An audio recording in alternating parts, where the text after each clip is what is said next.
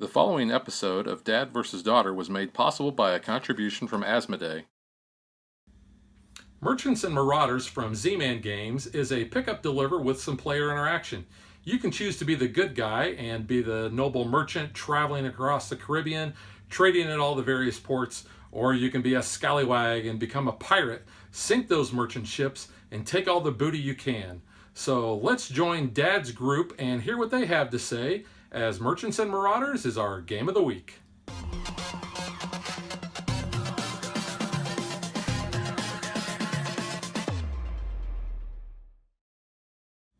I'm going to give you a high-level overview on how to play Merchants and Marauders.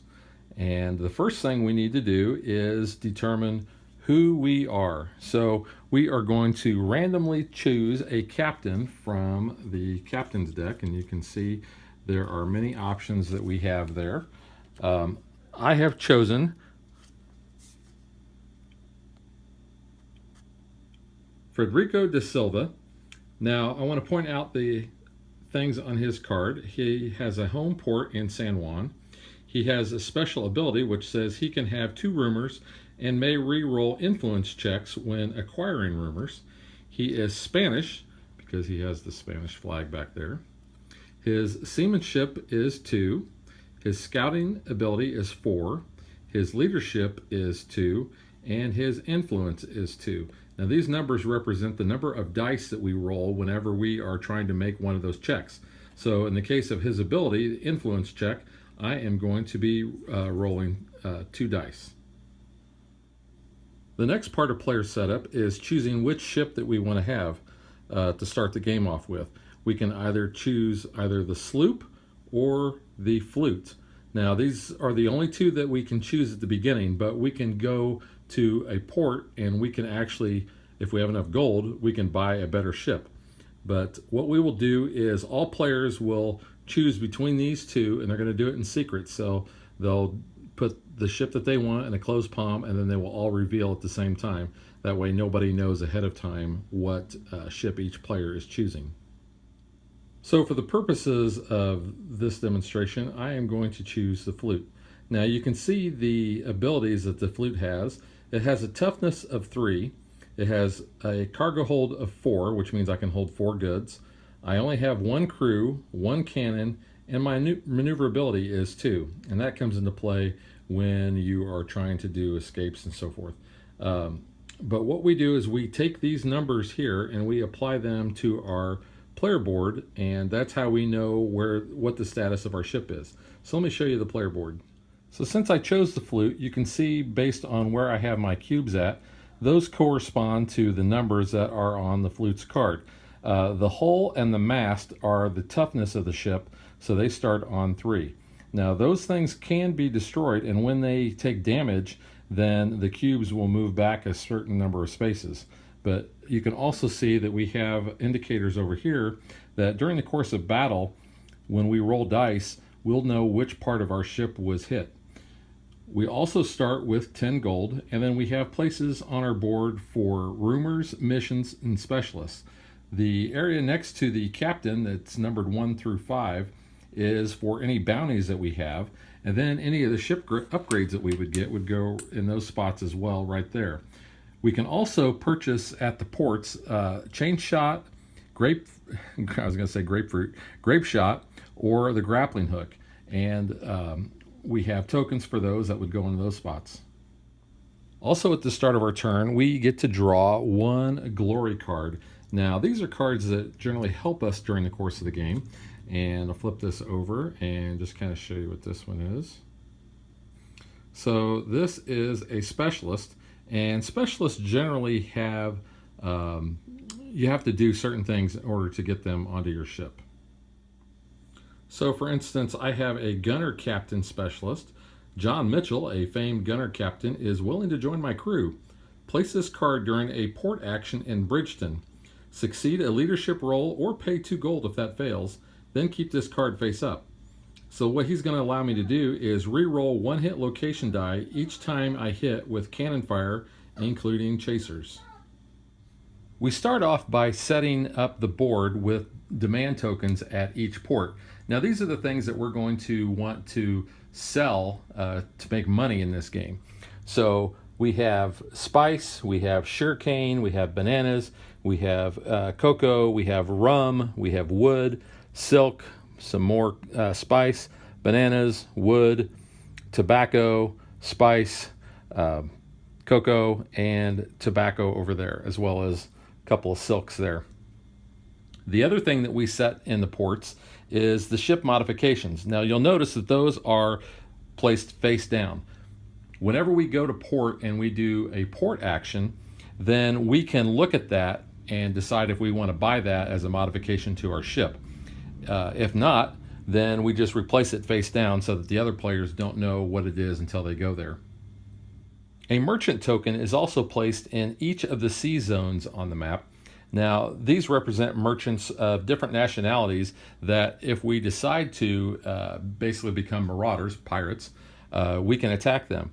So these are all face down to begin with, but when we attack them, we can flip it over, and we can see that this merchant, for example, is Spanish.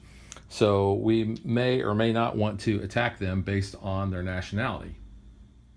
And then finally, what we're going to do is we are going to draw 2 mission cards and place those on the board. Now, it's going to tell us where to place it. So in order to get a mission, we're going to have to take our ship there.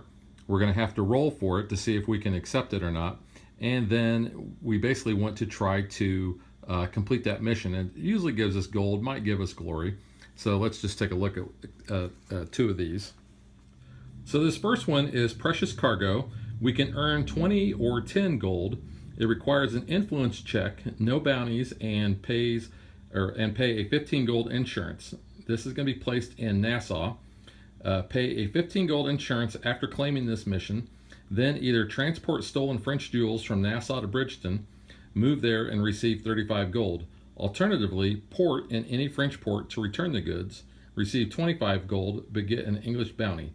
Both options count as a successful mission. So in this case, we are going to place this on the Nassau spot. And then our second mission is the Royal Escort. We're going to earn 20 gold. It's going to require an influence check and no bounties, and the location is Caracas. Transport the cousin of the Spanish Queen from Caracas to Havana. You must complete the mission within your next 6 actions. Use gold to keep track, or you fail the mission and receive a Spanish bounty under suspicion of kidnapping. Ironically, I think we've had this card come up in a lot of the games that we have. So this one will be placed in Caracas, which is right here. And that is really all we have to do in order to set the board up. So now we're ready to begin the game. The turn sequence in Merchants and Marauders is really quite easy. The first thing we're going to do is we are going to draw an event card. So we take the top one off the deck.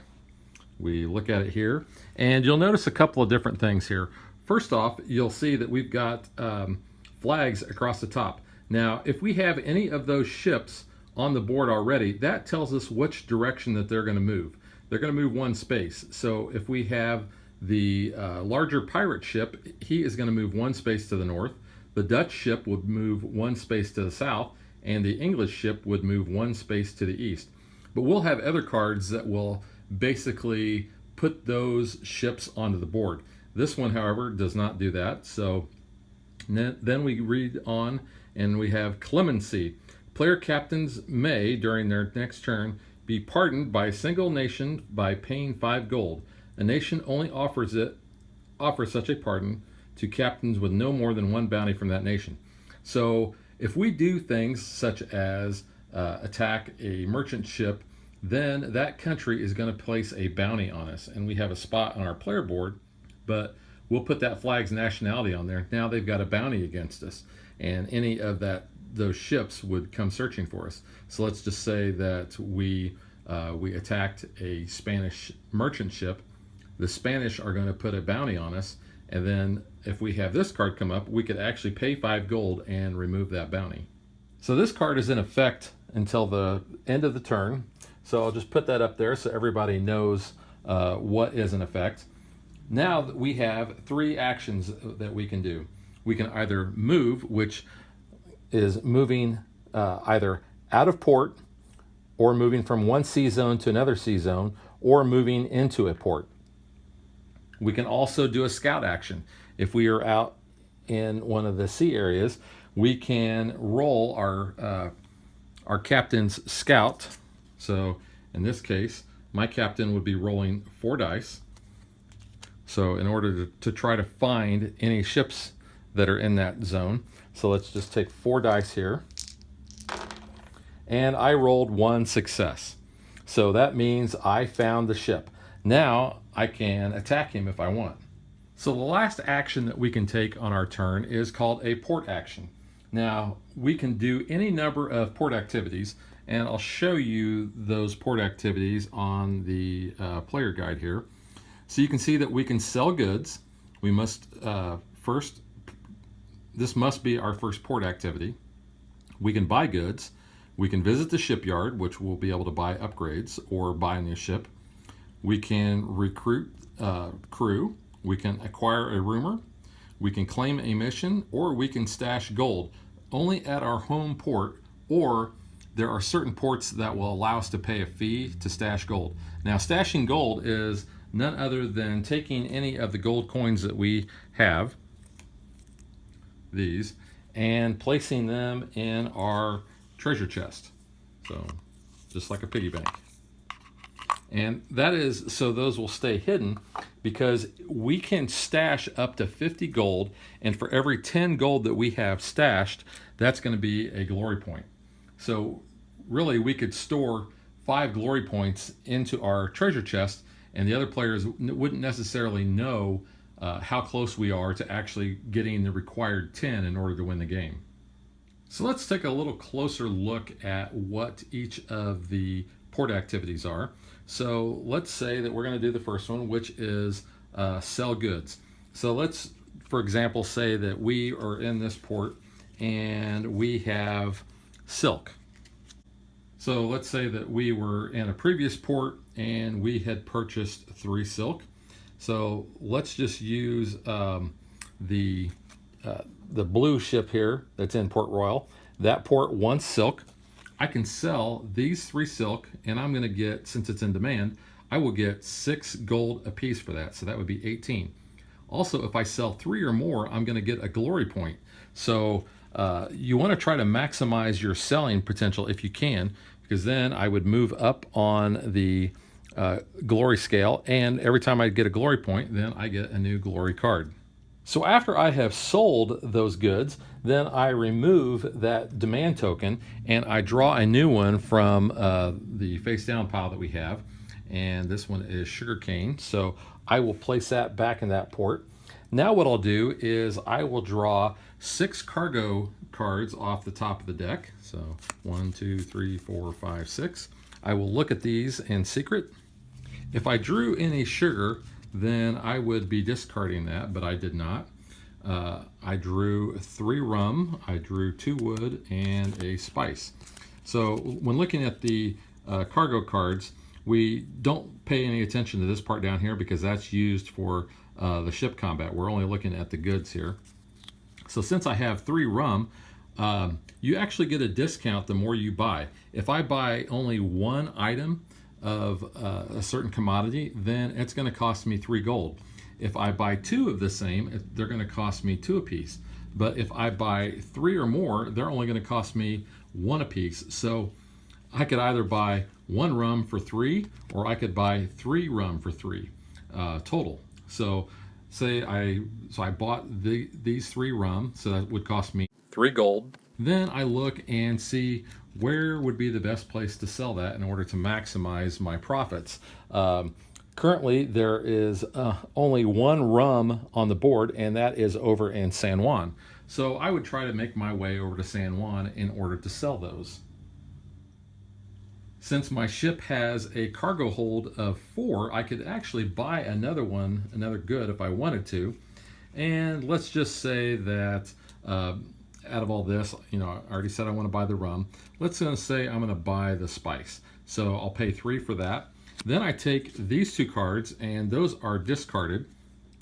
And then these 4 cards will then go face down onto the cargo spot on my player board. Another port action that we can do is visit the shipyard. So we'll look at the player aid here and show you what your options are. So we can actually sell our current ship if we want, and it'll tell us how much it costs or how much we'll get for each of those ships. Or we can purchase a new ship, and there's the buy cost for those. We can also effect repairs. We can buy ship modifications, which those are those face down tokens that I had showed you before. We can buy special weapons per token, so it's going to cost us 3 for each one of those, or we can sell them if we want to for 1 gold. Now, each player is going to start the game with one of each of the special weapons. So we have the grappling hook, we have the grape shot, and then we have the chain shot. So if we want to buy those, it's going to cost us 3 gold apiece. The next thing that we can do in port is we can recruit. On a successful leadership roll, you can fill up your crew. If the roll fails, crew may be recruited for 2 gold each. Your crew can never exceed the crew value on your ship. So we actually are starting with only 1 crew token on the flute. So until we upgrade to some of the bigger ships, then we're only going to be having 1 crew. Now, I say bigger ships, actually looking at the sloop card, that can actually accommodate up to 2, but the frigate will allow us to have 3, and the galleon will allow us to have 4. Now, when we go for those ships, we want to have increased crew for any of the boarding actions. So if we decide that we're going to board a ship or we're going to try to repel a ship or repel a boarding action, that's when we would like to have that extra crew with us. Acquiring a rumor and claiming a mission are very similar. So to acquire a rumor, we're going to pay 2 gold and roll our influence skill, and if we're successful, we're going to be able to draw a rumor card. Now, the mission cards, everybody knows what those are. They're on the board, and so you can try to claim it when you're at that current port. If you succeed, you take that card, and then we draw a new one and we place it on the board. But the rumor cards are going to be secret, so only we will know what they are. So what we'll do is, let's say we wanted to get a rumor, and let's say we were successful. So then we look at the rumor card here. So like this one says, false colors. A shady character in Port Royal is selling authentic naval flags. So we've got to get to Port Royal. If successful, pay 2 gold and keep this card face up. Naval ships must roll 2 successful scouting rolls to find you. If found, immediately discard this card and get a bounty from the naval ship's nation. So sometimes these are really good, sometimes these are a little tricky on being able to use them, but if you are pirate, this might actually help you, because then you know that if you have this, then you can make them roll their scouting attempt twice. Let's say we want to be a pirate of the Caribbean. So you'll see my green ship right there, and we've got a merchant ship that we want to attack. Provided we've done a successful scout, now we can attack them. So we'll flip that over and we'll see that it is a Dutch ship. I'm a Spanish captain, so what I'm going to do is I am going to attempt to attack that. So the first thing I do is I draw 3 cargo cards and I flip them over, and I'm going to look at the bottoms of these cards. So I got those 3 right there. So the first thing I'm going to do is I am now going to roll my seamanship, which for my captain is 2. So I'll take 2 dice and I will roll them, and I got 1s. So that wasn't very good. So then, one at a time, for each of the successes that I would have gotten, I would have been able to draw an additional card or discard one of those cards, or even exchange a card. So let's just say that I rolled a success and I want to then draw an additional card. So I draw another one, and now you can see what I have there. The bad thing about this example is I am actually taking a beating. Since my maneuverability is 2 on my ship, he doesn't escape but he's going to inflict damage on me. He's going to actually damage my cannons, which my cannons are only 1, so that actually destroys them. He inflicts 2 damage to my crew, which actually takes that out. So my raid on him fails. I'm not sunk, but basically that was really bad for me. Let's switch this up a bit. So now we have 4 different cards. So in this scenario, he would actually be hitting my hull twice, my mass, and my cargo once. Now, that's not going to destroy any part of that, so I will successfully raid that merchant. I'll indicate the damage on my player board, but now I'm going to look and I'm going to get this much gold in this plundering. So I'm going to get 14 gold.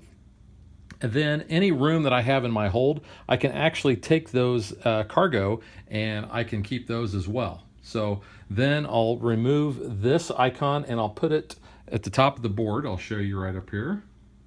That will go into this merchant spot there. Now, when we successfully defeat, or actually I should say when we successfully encounter 8 merchants and that area is full, then we will take those and we will replenish the board. We'll turn them face down, we'll shuffle them up, and we'll put them into the empty sea zones. Now, since that was a Dutch ship, I will take one of the country markers and I will place that in my number 1 spot to show that the Dutch basically have placed a bounty on me for raiding one of their merchant ships. Earlier I explained how pirate ship and other country ships come out. So let's just say that this was the event card that we drew. So this is the pirate sloop, and it says at the end of the turn, place the pirate sloop in the sea zone of Caraco. Put this card on the board. If a pirate sloop card is already in play, then place this card on top of it. So you can see down at the bottom, it has its own stats. So this helps whenever we're doing combat with these guys. So I will go ahead and I will place the pirate sloop in Caraco and place this card up here on the board so we can see that he is always in play. Now the pirate sloop just looks like our other sloops here, and here is Caraco, so he is placed in that sea zone. The other pirate ship, say this is one that we drew as an event card. This is the pirate frigate. And at the end of the turn, place the pirate frigate in the sea zone of Santo Domingo. Put this card on the board. If a pirate frigate card is already in play, then place this on top of it. So we're going to place this card on that spot. We're going to take the frigate. You can see it looks a little different. And we're going to put him in Santo Domingo, which is right here. The country ships work the same way. So here's an event card. So let's just say that we drew this one. And you're going to see that this is a British card. So we're going to be putting a British ship. This is basically Admiral William Rhett. And at the end of the turn, place the English frigate in the sea zone of Bridgeton. Put this card on the board. If the English naval ship card is already in play, then place this on top of it. Or a man of war if the English are currently at war. And that is indicated up here on the top part of the board where we have the at war symbol. We will take nations flags and we will put those like this. We would put those in these spots to indicate that, for instance, England and Spain are at war. So there are certain rules that govern when 2 countries are at war. Basically, the event card will tell you when 2 countries go to war or when they go and when they are at peace. So I'll take this frigate and I get the little surfboard looking thing, and this one, in this case it said it goes to Bridgeton, so I'll put this over there. I'll put the brown ship on top of it, and then that way we know which country that belongs to. So now let's just say on another turn we flip an event card. And let's flip an event that actually has headings. Okay, so this is where those headings come in that I was talking about earlier. We're going to move the pirate sloop 1 space south. So let's just say that my ship is not there. So in this case, it can't go south, so it's going to go clockwise. So this is going to go over here to Cartagena. The Spanish ship, if we had one, would go east, and the Dutch ship would go west. Let's just say, though, that this was English, since we've already got English out there. So then our English ship would move one space to the west. And I don't know if you can see this very well, but there are directions on each of the sea zones, basically to show in what direction the ship will go based on this card. Now, when those NPC ships move, they actually have a hunt priority. And looking at the player aid here again, you can see that naval ships, this shows how they hunt. Player captains that have a bounty from the naval ship's nation is going to be the first. Player captains that have bounties from other nations, and then if at war. Then pirate ships basically are going to hunt too. Now, if a ship is in the same sea zone or adjacent, they are going to search for you, and they're going to ignore their movement. So in this case, this pirate ship is, let's just say I'm out at sea. This pirate ship is going to ignore any movement directions on that card because it is adjacent to me. I'm the only ship around, so the hunt priority is going to go to me. He will move into my zone. So the NPC ships will scout for me. If I move into their zone, they'll do it immediately. Or if I start my turn in the sea zone where one of those NPC ships occurs. So in this case, at the start of my turn, since there is the pirate frigate there, we would look for his scouting. His scouting is 2. We would roll 2 dice, and he sees me. So he will attack me.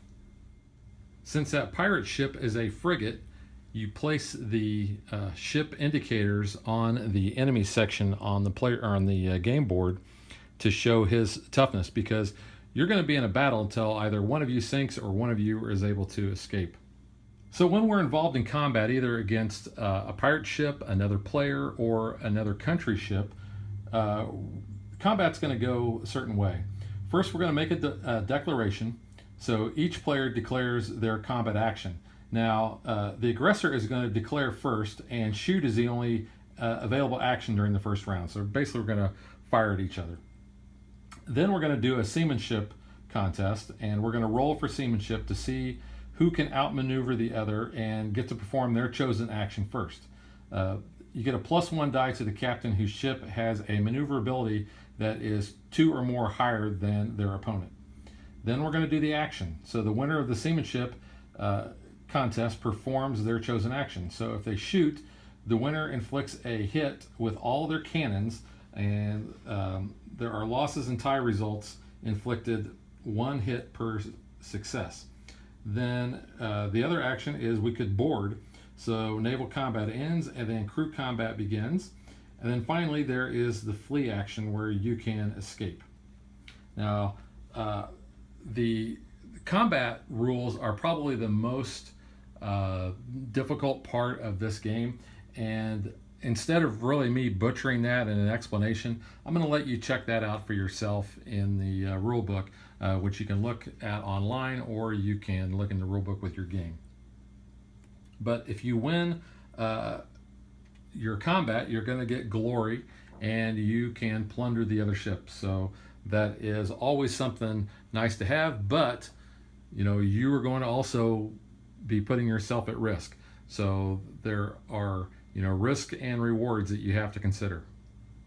So when you're fighting the enemy, basically another player, I think this is the player to the left, will be the one that actually controls the enemy. So they'll decide on what the declaration is, whether they're going to fire cannons or if they are going to board. Now, just like your ship, the enemy, when they take damage, they're going to reduce their health in those areas.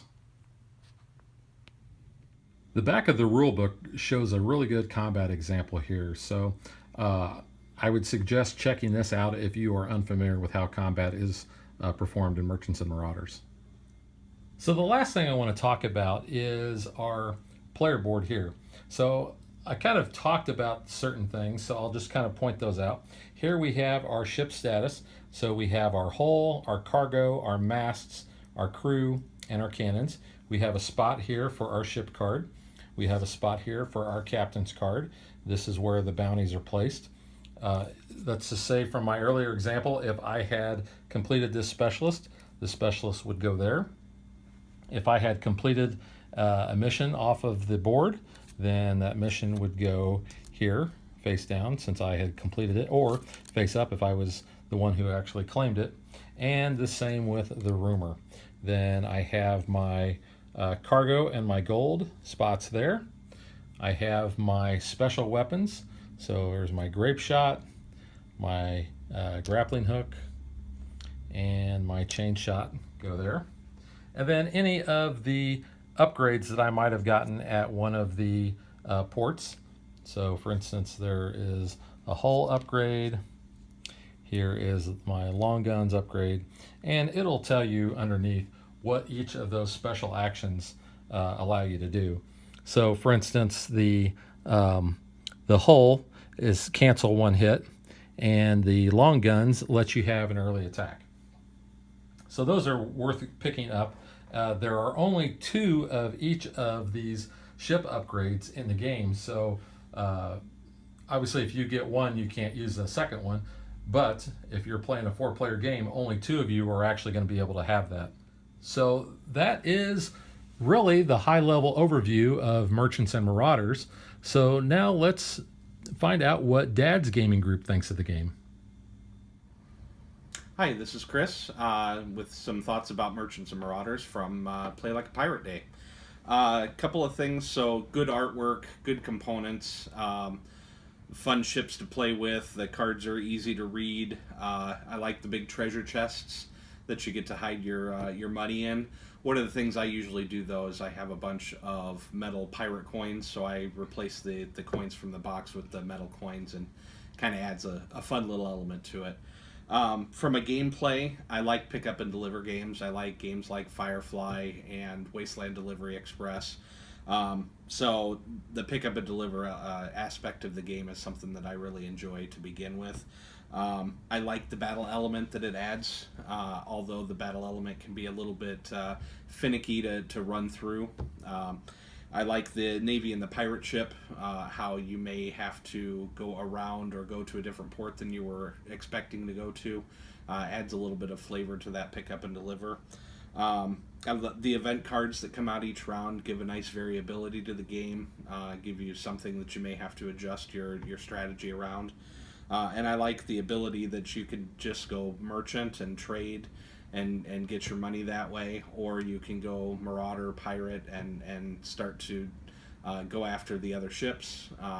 If one strategy isn't paying off for you, you can try and go the other direction. So I like those aspects of the game. A couple things that I don't necessarily care for. The goods cards, there's not enough in the deck, so you have to shuffle those pretty regularly.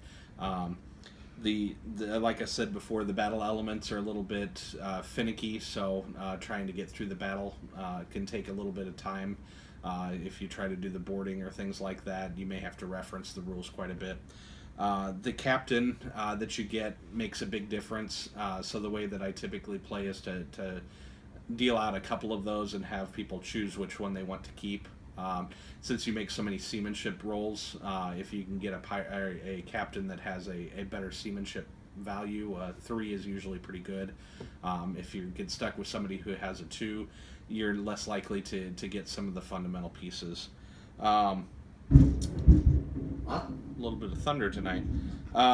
There are too many hidden points too, so as you're trying to gauge how long the game is going to go and how much time you have to do certain things, being able to store half of your required victory points in that hidden treasure chest, you may not realize that the end of the game is coming up. And the last thing is, sometimes it can run a little bit on the long side. With 3 players, if people are taking their time, you could be sitting in for 3.5 or 4 hours. It's an enjoyable game, and 3.5 to 4 is not a terrible length for the game. It's certainly fun enough and enough events that are taking place to fill that time, but sometimes it's just a little bit on the longer side. So definitely a game that I enjoy, one that I purchased right after the first play. I've played it at counts 3 and 4, so I haven't tried anything less than 3 and 4. But I really enjoyed it, both of those player counts. Definitely one that I would recommend. Thanks. This is James' first impression on playing Merchants and Marauders, and he won the game. I'm surprised by how in-depth the game is, and after the first few turns I thought to myself, why have I never played this before? What I like about the game: how you can choose to become a pirate or a merchant, the bounty system, events adding a nice touch each turn and randomness in NPC ship movements, glory cards, usually given a one-time ability, although they can be a bit mean. These cards almost felt like I was leveling up, becoming more powerful with every newly earned glory point. Some things I didn't quite like.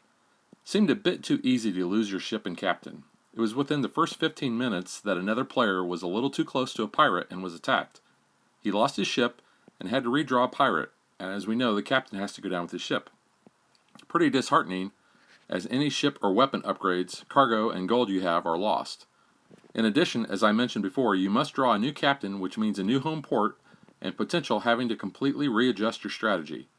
At the very least, you keep your stashed treasure. The downtime. Each player is allowed 3 action points per turn, and one is inevitably the port action. The port action has 6 to 7 options, of which a player can perform one or all. So be prepared, especially in a 4-player game, to sit and watch when it is not your turn. Final thoughts. Merchants and Marauders is the 17th century high seas in a box. Trade, piracy, buried treasure. I believe it is more stashed gold.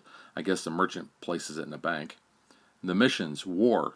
Every port has its own special rules, like discounts or special abilities. An expansion that offers 11 optional modules to add variability. After 7 years, this game still holds water. There are even many resources on BGG, such as player aids, combat diagrams, solo rules, for those who want to revisit the world over and over again, like me.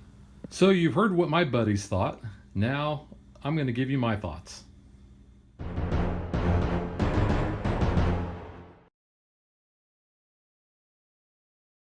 Merchants and Marauders is probably my favorite pirate game, and I have a ton of pirate games.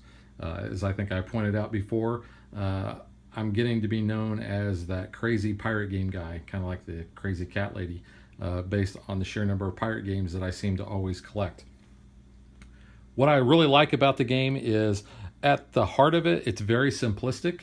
You have, you flip an event card, you do your actions, you're very limited with your 3. You go 1, 2, and into port, or you go 1, 2, and then you do your port actions after you go to port. It makes it real easy if you want to be a respectable merchant. I've come very close to winning that way, and I will preface by saying I have never won this game yet, but I think I've always gone merchant. I don't think I've ever gone pirate, so I'm going to have to try that out. I have had my buddy Jeff go pirate and sink me on a number of occasions, so that surely has helped him. But the pick up and deliver, getting the cargo, going around to the ports and selling it, I really enjoy that. I like the fact that there is so much variability in the game. No 2 games that I've played have felt the same. You don't know what ships are going to come out. You don't know what events are going to come out and in which order, because with the movement, if those ships are not on the board, then those cards basically have no effect as far as that movement is concerned. There's each of the sea zones have their own special abilities, which I think is really neat. The fact that the goods and demands and the rumors, when those come out, you don't know necessarily where you need to go. You can adjust your strategy on the fly. You can go pirate, you can stay merchant, you can try to do a little bit of both, because once you go pirate, you can actually get rid of those bounties with certain abilities and go back to being respectable. There's just so much that you can do. People will find this game a little intimidating, and as I pointed out, the combat is probably the hardest thing to kind of wrap your head around. And even still to this day, we refer back to the rule book to make sure that we're doing the combat correctly, just because the game does play a little longer, so there's quite a bit of time that goes by between each of our plays, so we always need to have that, get that guidance back from the rule book. But I think the rule book's okay as far as how it explains things. The map, I think, is gorgeous. I think a lot of attention to detail on there. I think the models of the ships, and I think I showed this in our unboxing. The ships look really cool. There are multiple options that you can have because you start off, you're only choosing between these two small ships, but you can upgrade if you get a lot of money to the frigate or to the galleon. So you can have a really big ship or a really small ship. So again, plenty of options to choose from. The dice, I think, are really cool having that success on there. They're supposed to look kind of like ivory and like they're crude pirate type of dice. The cards on the artwork on the cards, I think, is really good. The text isn't too hard to read, although with these being small cards, I do still have trouble even with my glasses just because I don't have the greatest eyesight. I think the gold is really neat, especially you can see that it looks like there are little notches out of it, like as if this were like pieces of 8 or, just, they're not perfect. So that looks really cool. The treasure chest, I think, is really kind of neat. Goes together fairly well. The only downside is you have to take these apart in order to fit them back in the box, but that's really no big deal.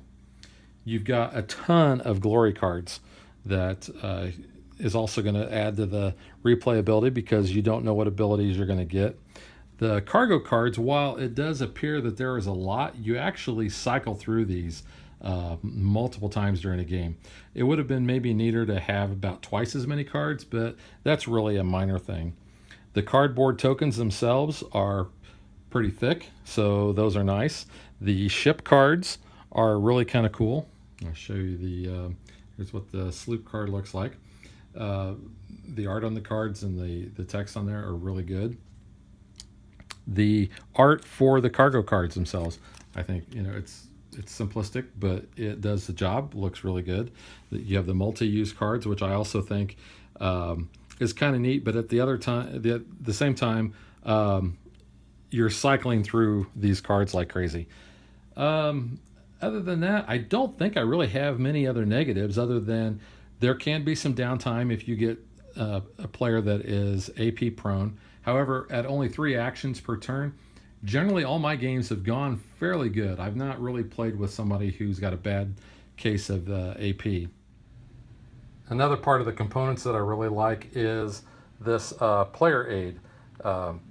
It breaks down basically every aspect of the game, gives you reminders about hunt priority, how to do combat, what each of the ship mods do, and then on the back side, it will show you what each of the ports do. I mean, that's on the board, but this way you don't have to reach over the table to see exactly what they are. It shows you what the glory points are, the turn structure, your port activities, and so forth. So I think this is a really good player aid.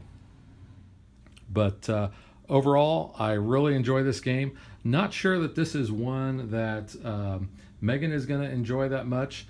I will see if she's interested in playing it. We did play this. This was the first game in Play Like a Pirate Day that we actually played this year. And for my friend James, it was actually his first play, and he won. He and I both went Honest Merchant, and we finished first and second against one of the guys that went pirate, and the other guy was getting ready to go pirate. So, you can win both ways on this, but everybody that I know that has played this has really enjoyed it. I've never met anybody say that they did not like this game. So if you are looking for that ultimate pirate game, Merchants and Marauders is it. So that'll do it, and I will catch you guys next time.